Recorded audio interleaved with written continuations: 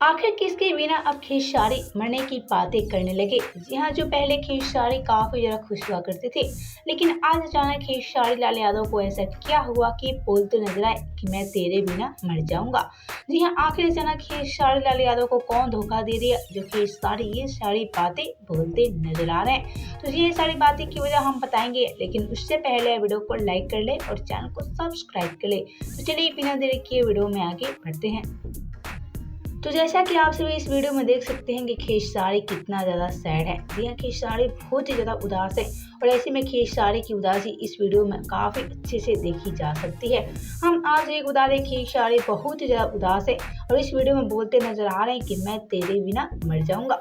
लेकिन अब इस वीडियो से एक सवाल खड़ा हो रहा है कि आखिर खेसारी किसके बिना मरने की बातें कर रहे हैं। जी हाँ, आखिर खेसारी को कौन धोखा दे गया जो आज खेसारी मरने की बातें भी करने लगे हैं।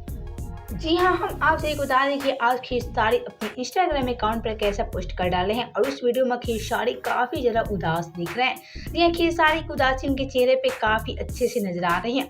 हम आपसे एक बता दें, खेसारी इस वीडियो में बहुत ही ज्यादा उदास हो चुके हैं, लेकिन हम आपसे एक बता दें कि खेसारी की उदासी की सच्चाई अभी पूरी तरह से सामने नहीं आई है कि आखिर क्या वजह है कि खेसारी आज इतना ज्यादा उदास हो चुके हैं।